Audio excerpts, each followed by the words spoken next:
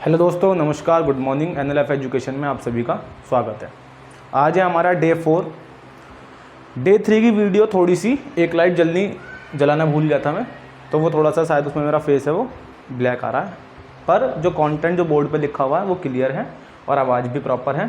तो आप वीडियो को इग्नोर ना करें, थोड़ा सा ध्यान दें उस पर, अच्छी बात बताइए उसमें। आज शुरू करते हैं हम अपना डे 4। और उसमें एक रिएक्शन रह गई थी, उस रिएक्शन का नाम था रिडॉक्स रिएक्शन। इसको स्टार्ट करेंगे। रिडॉक्स रिएक्शन दो शब्द से मिलकर के बना है, रेड और ऑक्स। रेड का मतलब है रिडक्शन और ऑक्स का मतलब है ऑक्सीडेशन। ठीक है। The word red means reduction and ox means oxidation. अब हम पहले इनको थोड़ा सा क्लियर कर लेते हैं कि रिडक्शन क्या होता है और ऑक्सीडेशन क्या होता है। तो हम पहले पढ़ लेते हैं रिडक्शन। रिडक्शन क्या है? रिडक्शन रिएक्शन वो रिएक्शन होती हैं जिसमें या तो हाइड्रोजन का एडिशन हो या ऑक्सीजन का रिमूवल हो, ठीक है, या फिर क्या हो, गेनिंग ऑफ इलेक्ट्रॉन हो। क्या हो? इलेक्ट्रॉन की गेनिंग। रिडक्शन रिएक्शन तीन तरीके से बनती है। पहला क्या होता है? हाइड्रोजन का एडिशन, दूसरा ऑक्सीजन का रिमूवल, और थर्ड नंबर पे आता है गेनिंग ऑफ इलेक्ट्रॉन। तो हम पढ़ते हैं सबसे पहले एडिशन ऑफ हाइड्रोजन।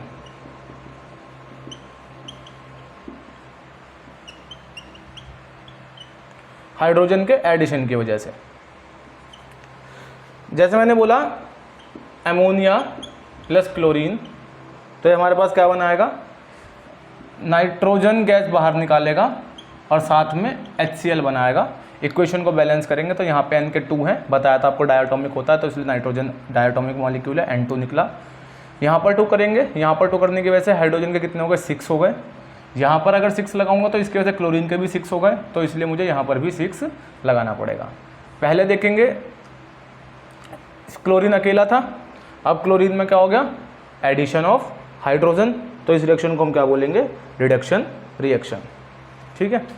फिर आता है removal of oxygen.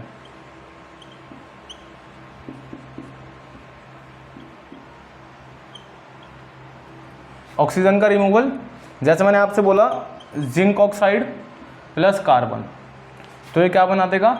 Zinc plus carbon monoxide. पहले ऑक्सीजन इसके साथ में था, जिंक के साथ में, अब ऑक्सीजन जिंक से हट गया है, तो क्या हो गया हमारे पास? Removal of oxygen. ठीक है। लास्ट आता है गेन ऑफ इलेक्ट्रॉन।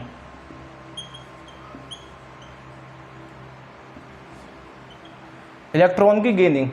इलेक्ट्रॉन की गेनिंग किस तरीके से? जैसे मैंने बोला Zn2 पॉजिटिव है, तो ये अपने 2 इलेक्ट्रॉन देगा, ठीक है, तो ये क्या करेगा? +2 इलेक्ट्रॉन दे देगा, तो क्या बन जाएगा आपके पास? Zn बन जाएगा सिर्फ। तो उसने क्या काम करा? इलेक्ट्रॉन को डोनेट कर दिया है, तो हमारे पास क्या बन गया? Zn बन गया। ठीक है।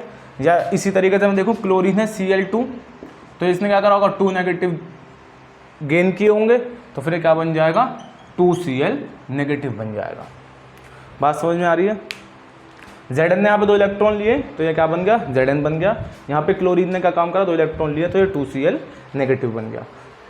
तो रिडक्शन रिएक्शन 3 तरीके से होती है, addition of hydrogen, removal of oxygen और गेन ऑफ इलेक्ट्रॉन।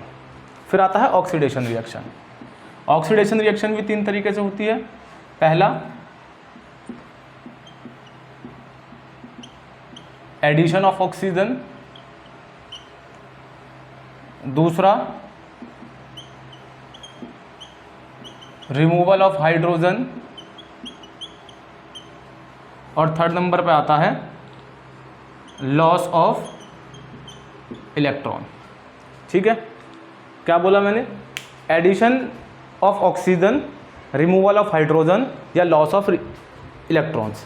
अगर किसी रिएक्शन में पहले किसी के पास ऑक्सीजन नहीं था और फिर ऑक्सीजन ऐड हो गया, तो उसको बोलेंगे oxidation reaction. Removal of hydrogen, पहले किसी कंपाउंड के साथ में हाइड्रोजन प्रेजेंट था, फिर वहाँ से हाइड्रोजन हट करके कहीं और चला गया, उसको बोलेंगे ऑक्सीडेशन रिएक्शन। और लॉस ऑफ इलेक्ट्रॉन का मतलब है जिसने इलेक्ट्रॉन को डोनेट कर दिया, उसको बोलेंगे लॉस ऑफ इलेक्ट्रॉन, जिसके पास से चले गए। एडिशन ऑफ ऑक्सीजन में देखेंगे एग्जाम्पल इसका सबसे पहले आता है, जैसे मैंने आपसे बोला कार्बन प्लस ऑक्सीजन, तो क्या हो जाएगा कार्बन डाइऑक्साइड। तो ऑक्सीजन पहले कार्बन के साथ नहीं था, अब कार्बन के साथ में ऐड हो गया, तो क्या हो गया ऑक्सीजन का ऐड हो गया, इसको बोलेंगे oxidation reaction. Mg plus O2 gives out MgO, balance करेंगे, यहाँ पे 2 लगा देंगे, यहाँ पे 2 लगेंगे, पहले अलग अलग था फिर बाद में ऑक्सीजन मैग्नीशियम के साथ हो गया, तो इसको क्या बोलेंगे एडिशन ऑफ ऑक्सीजन। और अगर एडिशन ऑफ ऑक्सीजन हुआ है तो क्या हो जाएगा ऑक्सीडेशन रिडक्शन, ऑक्सीडेशन रिएक्शन। फिर आता है हमारे पास रिमूवल ऑफ हाइड्रोजन। तो रिमूवल ऑफ हाइड्रोजन के लिए हाइड्रोजन सल्फाइड क्लोरीन गैस, तो क्या बना देगा आपके पास HCl बना देगा और साथ में सल्फर अलग निकाल देगा, ठीक है। तो ये हमारे पास क्या बनेगा, देखना यहाँ पे पहले हाइड्रोजन सल्फर के साथ था, अब यहाँ पे हाइड्रोजन जो है वो सल्फर से रिमूव होकर के कहाँ चला गया, सल्फर से रिमूव हो गया, सल्फर अकेला बचा है, तो क्या हो गया यहाँ पे रिमूवल ऑफ हाइड्रोजन हो गया। रिमूवल ऑफ हाइड्रोजन को क्या बोलेंगे हम oxidation reaction. Loss of electron में देखें, जैसे मैंने यहाँ पे बताया जिंक के पास पहले 2 पॉजिटिव थे, फिर जब इसने लिए गेन किए तो वापस से क्या बन गया इसके पास Zn बन गया। अगर मैं अब आपसे बोलूँ कि जिंक था तो जिंक की हमें पता है कितनी वैलेंसी होती है 2 पॉजिटिव होता है, तो जब जिंक 2 इलेक्ट्रॉन दे देगा Zn जब 2 इलेक्ट्रॉन को लॉस कर देगा तो क्या बन जाएगा हमारे पास Zn2 पॉजिटिव बन जाएगा, इसको बोलेंगे लॉस ऑफ इलेक्ट्रॉन। बात समझ में आई। आप इसको यहाँ भी लिख सकते हैं कि प्लस का 2 ही, इसके ये इधर आकर के माइनस का हो जाएगा, तो इसने Zn ने क्या काम करा 2 इलेक्ट्रॉन को लॉस कर दिया, तो क्या बन जाएगा Zn2 पॉजिटिव बन जाएगा। भाई मैंने आपको बताया था ना फर्स्ट क्लास में कि पॉजिटिव कौन बनता है, जो अपने इलेक्ट्रॉन को डोनेट करता है, उसके लिए फ्यूचर बेनिफिट होता है, तो इसलिए उसको हमने इस तरीके से कुछ बताया था, तो वो क्या था हमारे पास Zn2 पॉजिटिव हो गया था। तो ये लॉस ऑफ इलेक्ट्रॉन होगा तो ऑक्सीडेशन रिएक्शन। तो बेसिकली रिडॉक्स रिएक्शन 2 चीज़ों से मिलकर के बनते हैं, reduction reaction, oxidation reaction. Reduction reaction addition of hydrogen होगा तो रिडक्शन रिएक्शन होगी, ऑक्सीजन का रिमूवल होगा तो रिडक्शन रिएक्शन होगी, इलेक्ट्रॉन का गेनिंग होगी तो भी रिडक्शन रिएक्शन ही होगी। आते हैं ऑक्सीडेशन पे, एडिशन ऑफ ऑक्सीजन होगा तो ऑक्सीडेशन रिएक्शन होगी, रिमूवल ऑफ हाइड्रोजन होगा तो ऑक्सीडेशन रिएक्शन होगी, लॉस ऑफ इलेक्ट्रॉन होगा तो भी आपकी ऑक्सीडेशन रिएक्शन होगी। यहाँ तक आप लोग नोट करिए, इसके बाद आपको बताएंगे रिड्यूसिंग एजेंट और ऑक्सीडाइजिंग एजेंट, या आप इधर ही समझ लिए रिड्यूसिंग एजेंट, पहले इसको नोट करिए फिर बताते हैं।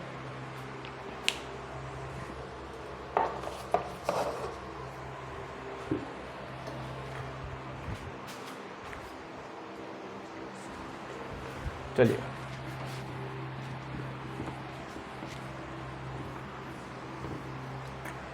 लिख लेना आप लोग, मैं बताऊंगा अभी। ऑक्सीडाइजिंग एजेंट और रिड्यूसिंग एजेंट। ऑक्सीडाइजिंग एजेंट वो सब्सटेंस होते हैं जो दूसरे को ऑक्सीडाइज करते हैं और अपने आप को रिड्यूस कर देते हैं। ऑक्सीडाइजिंग कौन से होते हैं, ऑक्सीडाइजिंग एजेंट वो होते हैं जो ऑक्सीडाइज करते हैं अदर को और इटसेल्फ खुद हो जाते हैं oxidized other and itself get reduce, और खुद क्या हो जाते हैं रिड्यूस्ड हो जाते हैं, उसको हम क्या बोलते हैं ऑक्सीडाइजिंग एजेंट। इसका उल्टा होता है ये रिड्यूसिंग एजेंट। रिड्यूसिंग एजेंट में क्या होता है, ये दूसरे को तो रिड्यूस करते हैं एंड इटसेल्फ गेट ऑक्सीडाइज्ड, और खुद जो होते हैं वो ऑक्सीडाइज हो जाते हैं। दोबारा सुनिएगा, ऑक्सीडाइजिंग एजेंट वो एजेंट होते हैं जो दूसरों को ऑक्सीडाइज करते हैं, मतलब दूसरे के अंदर ऑक्सीजन ऐड करेंगे या हाइड्रोजन का रिमूवल करेंगे और अपने आप को रिड्यूस कर लेते हैं। और रिड्यूसिंग एजेंट वो एजेंट होते हैं जो दूसरे को रिड्यूस करेंगे। रिड्यूस 2 तरीके से कर सकते हैं, कौन कौन सा तरीका, या तो एडिशन ऑफ हाइड्रोजन कर देंगे या रिमूवल ऑफ ऑक्सीजन कर देंगे और अपने आप को ऑक्सीडाइज कर लेते हैं। ठीक है, एग्जाम्पल से समझ में आएगा आपको थोड़ा सा और क्लियर। जैसे मैंने एग्जाम्पल लिया, copper oxide plus hydrogen gives out copper plus H2O। समझिएगा, यहाँ पे कॉपर के साथ में ऑक्सीजन था यहाँ पर कॉपर के साथ में ऑक्सीजन नहीं है, तो क्या हो गया, रिमूवल ऑफ ऑक्सीजन। ठीक है, रिमूवल ऑफ ऑक्सीजन को क्या बोलते हैं हम लोग, ऑक्सीजन का रिमूव हो गया तो रिडक्शन रिएक्शन हो गई, रिडक्शन हो गया। यहाँ पे देखेंगे हाइड्रोजन था, पहले अकेला था, अब इसके साथ में ऑक्सीजन का एडिशन हो गया, ऑक्सीजन का ऐड हो गया तो इसको क्या बोलेंगे, एडिशन ऑफ ऑक्सीजन।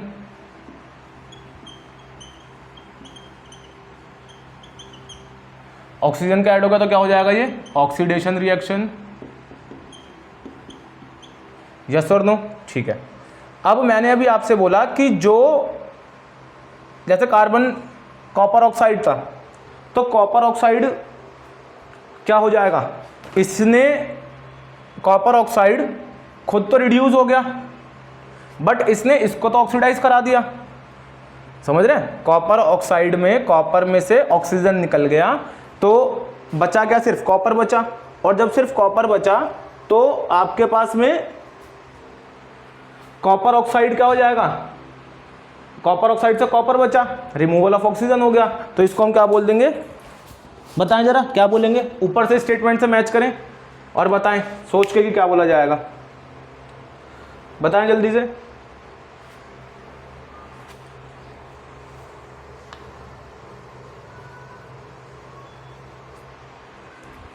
चलो कमेंट सेक्शन में बताना। कॉपर ऑक्साइड को बोलेंगे ऑक्सीडाइजिंग एजेंट।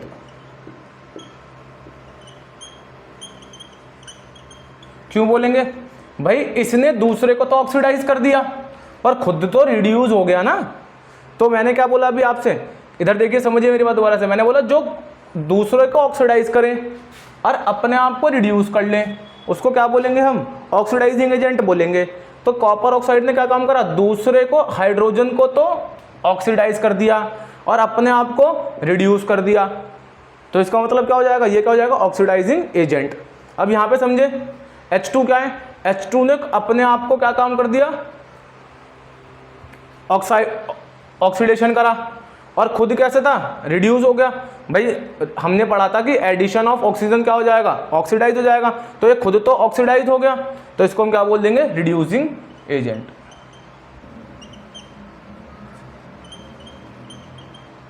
यहां तक कोई दिक्कत परेशानी है तो बताएं, नहीं समझ में आया तो पूछें।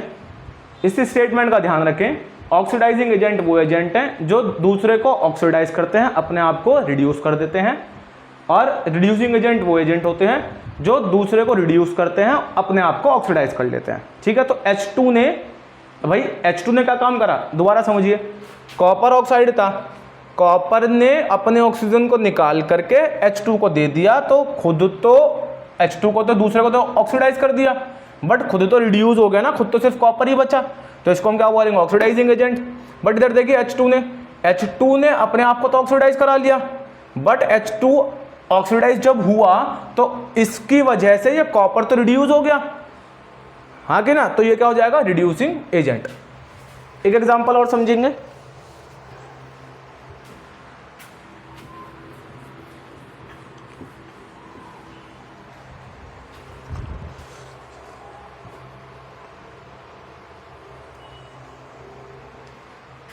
देखेंगे यह MnO2 plus HCl gives out, दिख रहा है, MnO2 plus HCl gives out MnCl2 plus water और प्लस क्लोरीन Cl2। एक बारी मैं चेक कर लेता हूँ कि दिख रहा है नहीं दिख रहा, ठीक है दिख रहा है। अब इधर समझिए, सबसे पहले आपको इसमें यह फाइंड करना है कि ऑक्सीजन कहाँ से निकल के कहाँ पे गया है और हाइड्रोजन कहाँ से निकल के कहाँ पे गया है। अब इधर समझेंगे, यहाँ पर ऑक्सीजन Mn के साथ में था, यहाँ से ऑक्सीजन हट गया तो रिमूवल ऑफ ऑक्सीजन,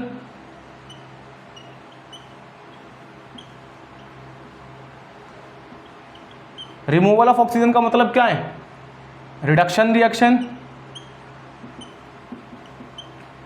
यहाँ पर H था क्लोरीन के साथ में, बट यहाँ पे क्या हो गया, H जो है उसके अंदर क्या आ गया, रिमूवल हो गया Cl से, तो यहाँ पे क्या हो जाएगा, अब ये ऐसे समझे कि यहाँ पे H के साथ में क्लोरीन था, पर यहाँ पे H के साथ में क्या है, ऑक्सीजन है, तो एडिशन ऑफ ऑक्सीजन,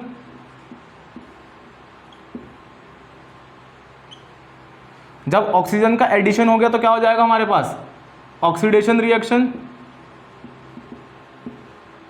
अब अभी मैंने आपको बताया जो खुद ऑक्सीडाइज्ड हुआ उसको क्या बोल देंगे, रिड्यूसिंग एजेंट।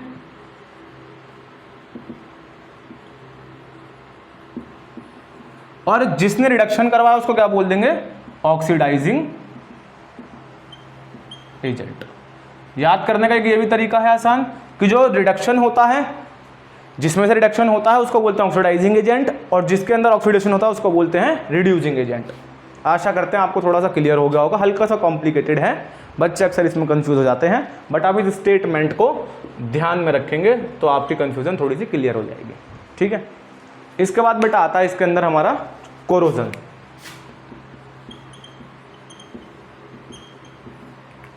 समझिए कोरोजन क्या होता है। कोरोजन, अगर हम किसी भी एक मेटल को एनवायरनमेंट के अंदर कुछ टाइम के लिए रखकर छोड़ देते हैं तो हमारे एटमॉस्फेयर के अंदर बहुत सारे एसिडिक ऑक्साइड होते हैं, जैसे NO2 हो गया, CO2 हो गया, सल्फर डाइऑक्साइड हो गया।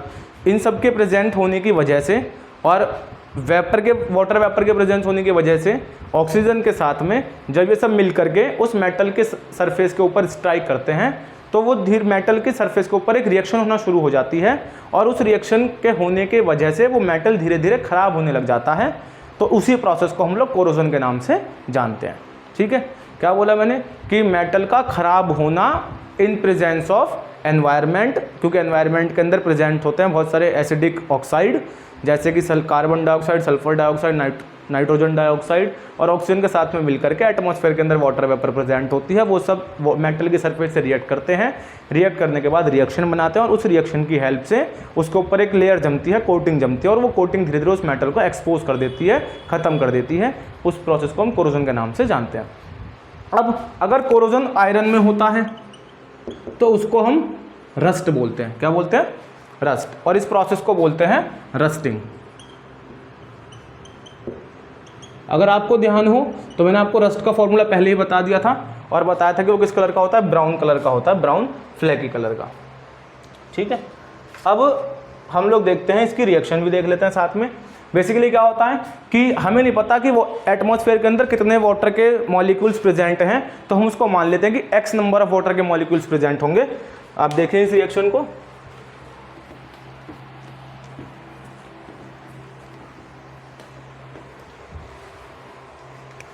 मैंने आपसे बोला Fe+O2 और साथ में हमारे पास हो गया वाटर के प्रेजेंस, हमने मान लिया x वाटर के मॉलिक्यूल्स थे। तो मैंने आपको बताया था कि आयरन के ऑक्साइड जो बनेगा यहाँ पर वो कौन सा बनेगा, फेरिक ऑक्साइड, तो बनेगा Fe2O3 और साथ में जाएगा .XH2O, इसको हम बोलते हैं रस्ट। ठीक है, और इसका कलर होता है ब्राउन फ्लेकी। ठीक है बेटा, ये रस्ट की इक्वेशन है, आप इसको रस्टिंग ऑफ आयरन की इक्वेशन है, इसको नोट डाउन कर लेंगे। चलिए आगे आता है हमारे पास कि दो कंडीशन होती हैं, कंडीशन होती हैं जो नेसेसरी है रस्टिंग के लिए या कोरोजन के लिए। तो पहली कंडीशन क्या है, पहली कंडीशन तो है प्रेजेंस ऑफ एयर,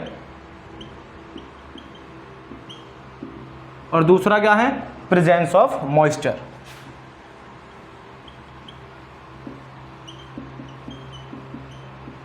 क्या दो कंडीशन है, प्रेजेंस ऑफ एयर और प्रेजेंस ऑफ मॉइस्चर। ठीक है, अब आता है कि कोरोजन, सिल्वर पे कोरोजन जो लगता है, डिफरेंट एलिमेंट पे पढ़ लेते हैं एक बार। मैंने आपको बताया था कि सिल्वर पे जब कोरोजन लगता है वो हाइड्रोजन सल्फाइड के साथ में रिएक्ट होता है और सिल्वर सल्फाइड बनाता है, तो Ag2S बनाता है और साथ में हाइड्रोजन गैस को अलग निकाल देता है, और ये होता है हमारे पास ब्लैक कलर का।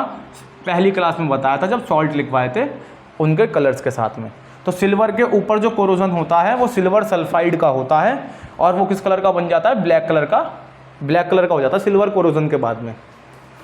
कॉपर के ऊपर जो कोरोजन होता है वो हमारा बताया था आपको बेसिक कॉपर कार्बोनेट का होता है। तो कॉपर के साथ में कार्बन डाइऑक्साइड, ऑक्सीजन और वाटर रिएक्ट करता है, तो ये हमारे पास जो प्रोडक्ट है वो बनाता है CuCO3.CuOH का होल ट्वाइस, और इसका जो कलर होता है वो ग्रीन कलर का होता है। ये बात आपको पहले से भी पता है, ठीक है। इसको बोलते हैं basic copper carbonate, basic copper carbonate बोलते हैं। क्या बोलते हैं? Basic copper carbonate. बेसिक क्यों बोलते हैं? क्योंकि जो कॉपर हाइड्रोक्साइड है ये एक बेस होता है, ठीक है, और कॉपर कार्बोनेट की वजह से कॉपर कार्बोनेट बोलते हैं। और कलर क्या होता है इसका? ग्रीन कलर का होता है। यहाँ तक सब कुछ ओके? चलिए, कोई दिक्कत हो तो बताना जरूर। अब आता है कोरोजन को प्रिवेंट करने के मेथड। तो कुछ मेथड होते हैं जिसकी वजह से हम कोरोजन का प्रिवेंशन कर सकते हैं कि मेटल हमारा खराब ना हो, उसके ऊपर कोरोजन ना आए, रस्ट ना लगे। तो कुछ मेथड पढ़ेंगे। तो पढ़ेंगे प्रिवेंशन। पहला प्रिवेंशन है बाय पेंटिंग। अगर हम मेटल की सरफेस को पेंट कर देते हैं तो उसके ऊपर कोरोजन जो है वो लगने की संभावना कम होती है। आपने देखा होगा घरों में क्या होता है, जो कूलर वगैरह के पर्दे होते हैं, हम उनको एवरी ईयर सीजन आने पर पेंट करते हैं ताकि उसके ऊपर जल्दी से जंग ना लगे। या जो टॉयलेट के या मेन गेट के जो गेट होते हैं उस पर पेंट कराते हैं हम फ्रीक्वेंटली ताकि उस पर जंग ना लगे। क्योंकि पेंट कराने से क्या होता है, एक आयरन के ऊपर या जिस भी मेटल का वो है उसके ऊपर क्या होता है, एक लेयर जम जाती है पेंट की। तो सबसे पहले ऑक्सीजन और वाटर उस लेयर के साथ में रिएक्ट होते हैं, उसके बाद मेटल की सरफेस पर जाकर टच करते हैं, तो वो उसको रेजिस्ट करता है कोरोजन को, तो पेंट करने से पहला। तो दूसरा होता है बाय ग्रीसिंग और ऑयलिंग। कैसे भाई? आपने देखा होगा जो बड़ी मशीनरी जितनी पार्ट्स होते हैं या साइकिल के ब्रेक भी होते हैं या स्कूटी के ब्रेक होते हैं, उसके अंदर ग्रीसिंग और ऑयलिंग करी जाती है, ठीक है। क्यों करी जाती है? ताकि उनके जो पार्ट्स हैं आपस में जाम ना हो, उनके बीच में मॉइस्चर और ऑक्सीजन की वजह से कोरोजन ना हो। इस वजह से ये क्या होता है, प्रिवेंशन की तरह इस्तेमाल करी जाती है ग्रीस को और ऑयल को। फिर आता है एक हमारे पास गैल्वेनाइजेशन।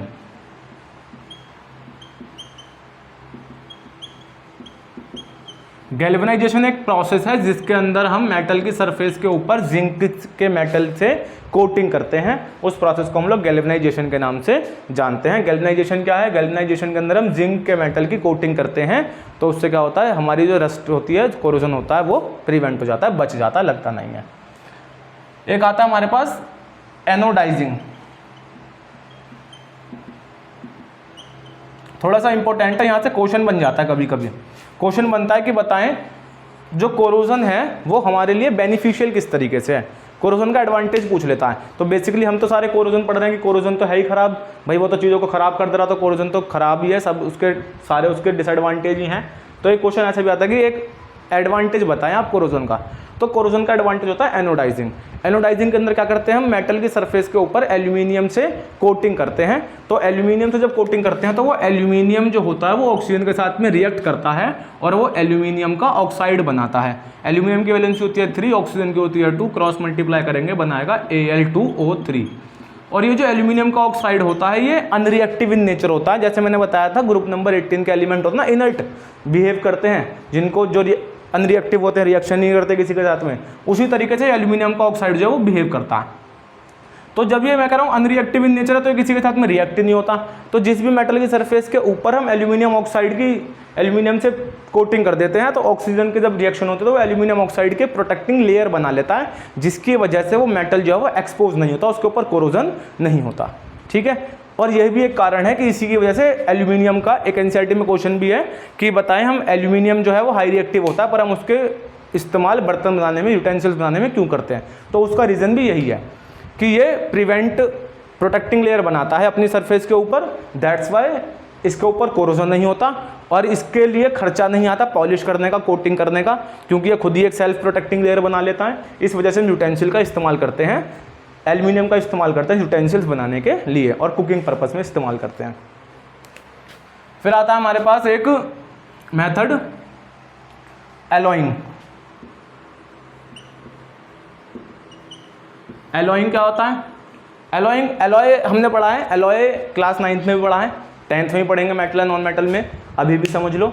एलॉय का मतलब होता है कि जब हम दो एलिमेंट को आपस में मिक्स कर देते हैं और उसमें ऐसी कंडीशन होती है कि मेटल मेटल भी हो सकता है, मेटल नॉन मेटल भी हो सकता है, पर कंडीशन ये होती है कि एक एलिमेंट मेटल होना चाहिए। तो जब हम दो एलिमेंट को आपस में मिक्स कर देते हैं तो उनकी प्रॉपर्टी जो होती है वो डिफरेंट हो जाती हैं। तो प्रॉपर्टी डिफरेंट होने की वजह से वो कोरोजन को रेजिस्ट करती हैं। क्या करती हैं? कोरोजन को रेजिस्ट करती हैं, विरोधक हो जाती हैं, विरोधक जो है इंक्रीज कर देती हैं एलॉय बना करके। तो ये कुछ प्रिवेंशन है, painting, greasing and oiling, galvanization, anodizing और एलॉइंग। ठीक है, अब एक टॉपिक आता है रेंसिडिटी का। तो रेंसिडिटी क्या है? रेंसिडिटी होता है एरियल ऑक्सीडेशन। जो हमारे फूड आइटम्स होते हैं उसके अंदर ऑयल्स और फैट प्रेजेंट होते हैं, तो उसके साथ में जब ऑक्सीजन रिएक्ट होता है तो वो उस फूड मटेरियल को खाने के लिए अनफिट बना देता है, बैड स्मेल क्रिएट हो जाती है, ठीक है, टेस्ट खराब हो जाता है, टेस्ट के अंदर चेंजेस आ जाते हैं। तो इस प्रोसेस को हम रेंसिडिटी के नाम से जानते हैं। ठीक है, समझना जरा, इसको थोड़ा सा हटा देते हैं, नोट कर लेना आप लोग, स्क्रीनशॉट ले लेना जो आपको इच्छा हो। नोट वैसे ज़्यादा कामयाब रहता है, आप लिखोगे ना तो आपको थोड़ा सा रहेगा कि हाँ भाई ये चीज़ लिखी थी, तो लिखी हुई चीज़ भूली कम जाती है। स्क्रीनशॉट ले लोगे, फ़ोन में से डिलीट ही कर दोगे, पढ़ोगे ही नहीं। अब आता है हमारे पास रेंसिडिटी।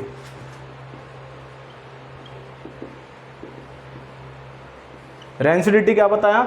रेंसिडिटी एक एरियल कंडीशन होती है जिसके अंदर ऑक्सीजन हमारा ऐड हो जाता है फूड के अंदर जो ऑयल और फैट मिले होते हैं उसके साथ में, और फूड को अनफिट बना देता है खाने के लिए। इस प्रोसेस को हम रेंसिडिटी के नाम से जानते हैं। अब इसके प्रिवेंशन क्या क्या होते हैं भाई? इसके प्रिवेंशन होता है, सबसे पहले एंटीऑक्सीडेंट को मिलाते हैं। क्या मिलाते हैं? एंटीऑक्सीडेंट एजेंट को मिलाते हैं कि जो ऑक्सीजन की रिएक्शन नहीं करवाएं। तो सबसे पहला क्या आ जाएगा? By adding antioxidant.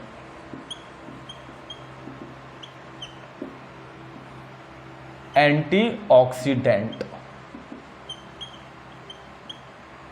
एंटीऑक्सीडेंट दो होते हैं, एक होता है BHT, एक होता है BHA।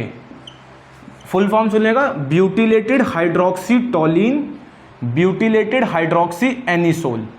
इसको नाम याद कर लो, फुल फॉर्म लिख लेना, दोबारा रिपीट कर देता हूं, ब्यूटिलेटेड हाइड्रोक्सी टोलिन, और इसका होता है ब्यूटिलेटेड हाइड्रोक्सी एनिसोल। आप शॉर्ट फॉर्म भी याद कर लें, कैपिटल में लिख लेंगे BHT और BHA। ये होते हैं एंटीऑक्सीडेंट एजेंट। अच्छा, एंटीऑक्सीडेंट एजेंट क्यों बोला? देखो कमेंट सेक्शन में क्वेश्चन पूछा करो। एंटीऑक्सीडेंट इसलिए बोला क्योंकि बेसिकली अभी हमने ऑक्सीडेशन रिएक्शन पढ़ी थी भाई, पढ़ी थी ना। तो ऑक्सीडेशन रिएक्शन में क्या होता है? ऑक्सीजन का ऐड हो जाता है, ऑक्सीजन का ऐड हो जाता है तो उसको ऑक्सीडेशन रिएक्शन बोलते हैं। तो कोरोजन में भी हमने क्या काम देखा, सबके अंदर ऑक्सीजन और वाटर का एडिशन ही तो हो रहा था। तो कोरोजन जो थी वो एक ऑक्सीडेशन की डेली लाइफ एप्लीकेशन है। सेम रेंसिडिटी में क्या हो रहा है? ऑक्सीजन का ऐड हो रहा है, ऑक्सीजन का ऐड हो रहा है जिसकी वजह से खाना जो है अनफिट बन रहा है, जिसका स्मेल चेंज हो जा रही है, जिसका टेस्ट चेंज हो जा रहा है। तो वो भी क्या हो गया? एक ऑक्सीडेशन की डेली लाइफ एप्लीकेशन हो गई। तो इसका मतलब क्या है कि जो कोरोजन और रेंसिडिटी है वो ऑक्सीडेशन की डेली लाइफ एप्लीकेशन ही होती हैं। तो पहला प्रिवेंशन क्या है? By adding antioxidant. दूसरा प्रिवेंशन है बाय वैक्यूम पैकिंग।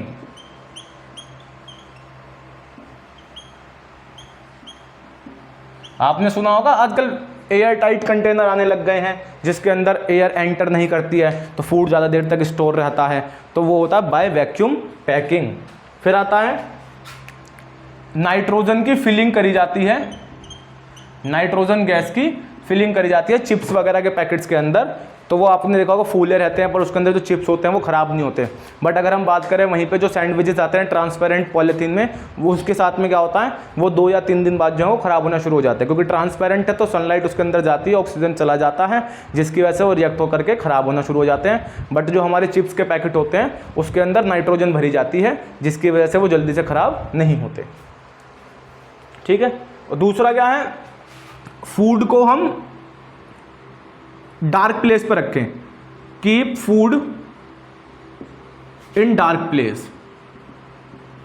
आपने देखा होगा पहले गांव में क्या होता था, चौका होता था, किचन को चौका बोलते हैं। तो वो लोग क्या काम करते थे, खाने को ना वहीं पे एक छोटा सा गड्ढा सा होता था, उस गड्ढे के अंदर ही खाने को रखते थे और खाना डार्क प्लेस में रखते थे और खाना जो है वो जल्दी से ख़राब नहीं होता था, क्योंकि सन की लाइट से थोड़ा दूर रखते थे।